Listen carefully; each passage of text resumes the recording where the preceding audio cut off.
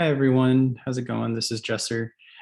I had some technical difficulties getting my event actually live and going, so I decided to just make a recording and share it with you so you get the value anyway. I'm gonna share my screen and we'll get to the presentation.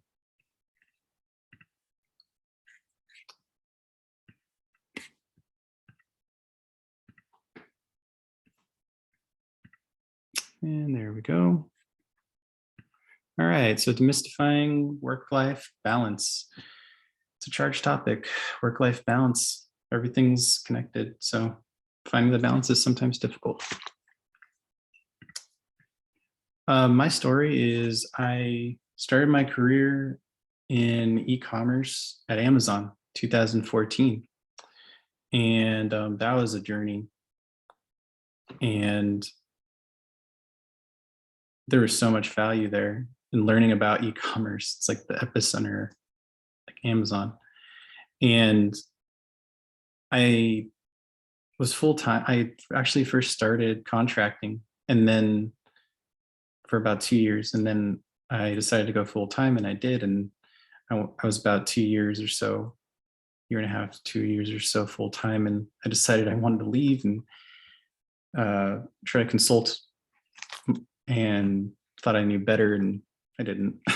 So I had some business for some time and carried me through, and I'm so grateful for that. And I actually began during that time because I had so much creative energy that just like couldn't really put in constructively and was set where it was working for me, that I needed to have another outlet. So I began to study astrology and metaphysics and occult items and just learning, learning what I don't know, because I had a beautiful woman come into my life and show me that there's more to life than just working. And that's what I'm bringing here today, is that pretty much that message, and that they're connected. So then in 2018, my consulting runs out of gas and I go back to contracting and for various companies like Nordstrom and Microsoft. And I become a life coach and a Reiki healer, and I publish a book on meditation after deciding to change my life for the better and just saying no to bad habits in a certain way. And it was life-changing to be able to walk into like a new way of living. In my meditation journal, I actually talk about it. So if you're interested, get a copy. In 2019, I began working with Farm Packs, current company, Packable, full-time since 2019. And what I noticed through the transition of contracting to full-time and just leading up to that point is that my personal relationship began to tell me a lot more about personal development, and studying it like made sense. It's like it came together. Like my personal relationship and my work and my job and how I was relating to people, it all came together. And I started to notice that. So studying myself and putting that energy in for the last 6 years, it feels like, as I met my partner in 2016. So about 5-6 years, just hardcore personal development, and it's paid huge dividends. And that brings us now to where I'm at now, is that corporate is the best shadow work you can do out there. And I want to bring metaphysics into it, so you can see that it's not just one way of doing something like work culture, for example. There's like, you can create your own for your own company, your own personal company culture, even when you have different energies coming in trying to move the company one way or another. And sometimes these energies are very visible, and sometimes these energies are a little more subtle. Um, so it's just, I just want to bring awareness to that, really. So in this workshop, there's two parts. There's interdependent mindset, which I'm going to go into. It's just a couple bullet points, and same with connecting to your work-life balance and seeing how that feels within you.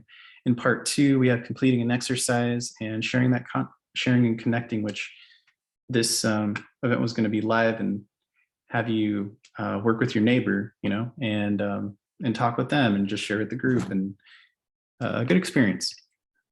So with an interdependent mindset, there's some things to remember. And here's some three that just it's helpful for me. And I truly feel these is that your learned behavior tells others how to treat you. So if you keep running an emotional loops or mental loops or social programs, and you take on that learning behavior, it tells other people how you should be treated. So if you're someone that's watching television for 8 hours a day, when you're having conversations with people and all you talk about is television, but their interests are like, I don't know, cutting shrubbery or landscaping or swimming or something else, it's hard to connect.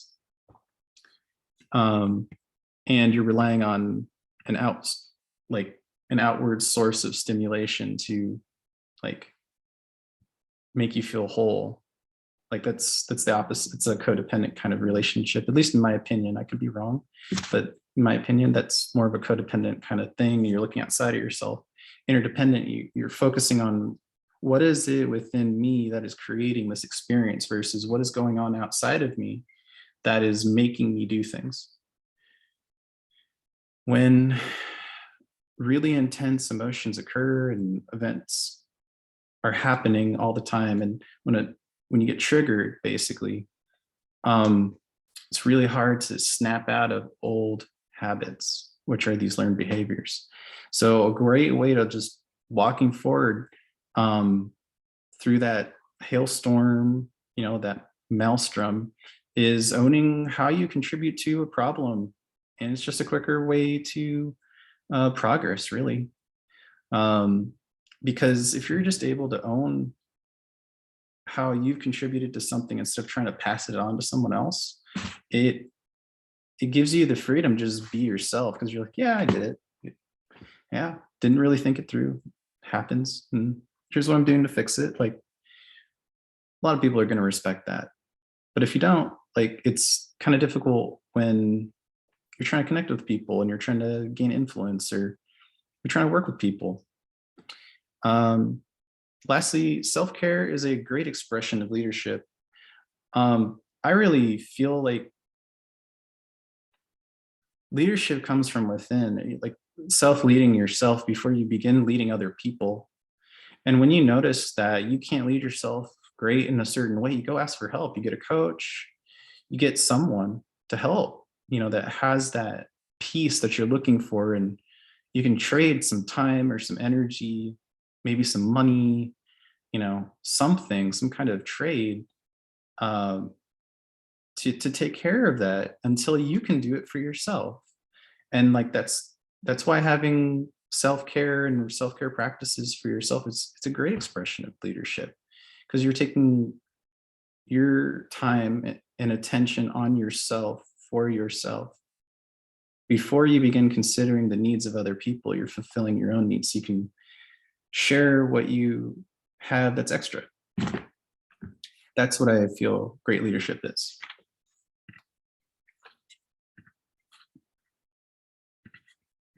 Connecting to your work-life balance. There's 3 points that I feel they're really good for just being able to relax into what is there, feeling it, like literally feeling it, and seeing what is it that's working for me, what's not, like what are these blockers coming up, and can I control them? Is there anything I can really control? Like being able to take a step back, reflect, and meditate, I guess you can say. Being reflective is really, really valuable when you're looking at work-life balance. And these three parts that I have here are reducing stress by just declaring your boundaries out front and outright for people to connect with. And if they vibe with it, cool. And if they don't, it's okay. But it helps to reduce stress because you just put it out there. Having more options by bringing up what you notice and allowing opportunities to find you. This one has been really tricky for me. And I've just learned it pretty recently, honestly, that you don't have to search for that treasure at the end of the rainbow. You don't have to. You can just like look around you and there's some treasure around you that maybe could lead you there, you know, like a yellow brick road, and just following it and walking that path, creating it for yourself.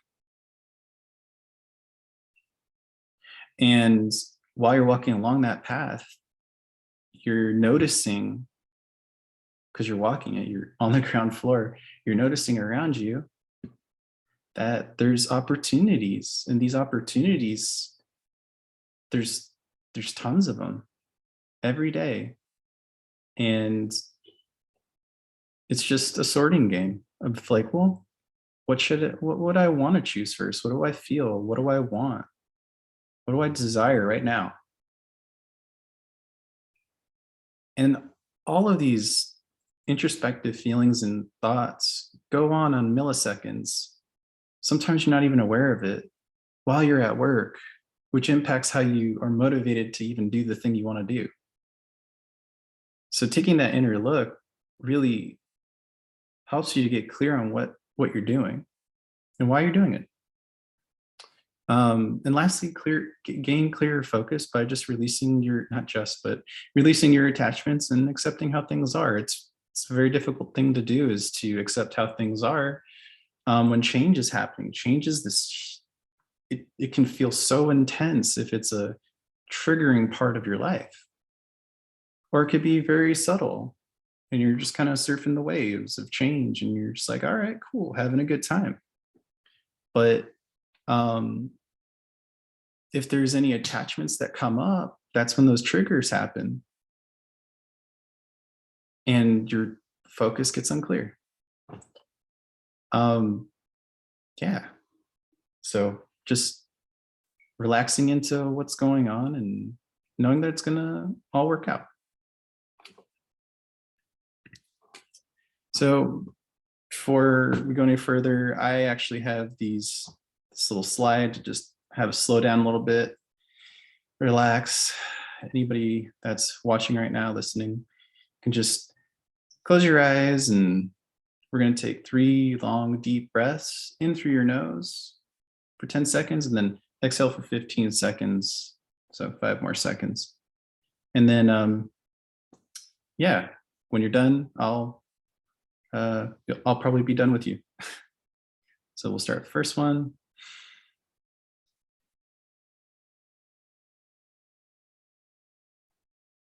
And out.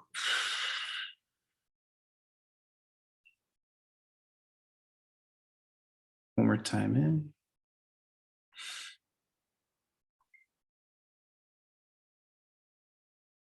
And out.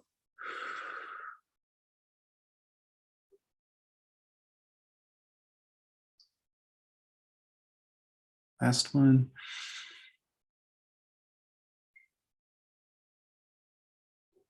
And out.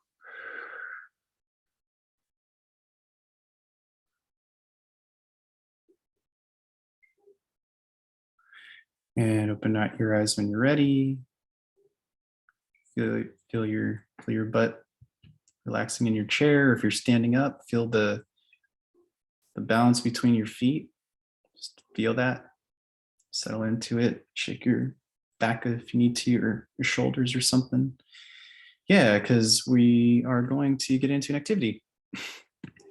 And I have this here to show you 4 questions that I feel are really good to look at both your home and your work life. And how does this question fit into either one of those? For example, first one, we have, what event of the day do you focus your time around? Do you feel charged up after? And basically this question's about what's that, what is that event in your day that you look forward to so much or you don't look forward to so much? Like, what is it? Like, is it going to the office? Is it going to get groceries? Is it going to the mail office? What causes either a sense of immense joy or excitement? And then how about another, what causes so much anxiety or fear or anything like that? If if it's either one of them, it's fine. Just kind of writing it down and like take out a notepad. I have one. Take out a notepad and just write down your answers for at home. What does that look like when you're at home? What do you plan your day around when you're at home? Is it getting out to the gym, or is it maybe cooking? And at work, is that starting your day or ending it? Or is it a certain person you get to talk to? Just write down your answers. And then the next one is about what daily conversations do you leave and not come back to? These conversations, they can be something simple like, I don't want to get out of bed today. Or, yeah, I could take the trash out later. These are like daily internal conversations going in your head because they stay there until you answer them, which distracts you from the rest of your day. So for your home, how does that show up in your home and at work? Are there certain daily conversations that you have where you notice that the conversation you're having with somebody, it's always going in a certain direction, you just never really want to talk to them? Like, what is that daily conversation about? Like, for you, how does that feel? Write that down. The next one we have is how do you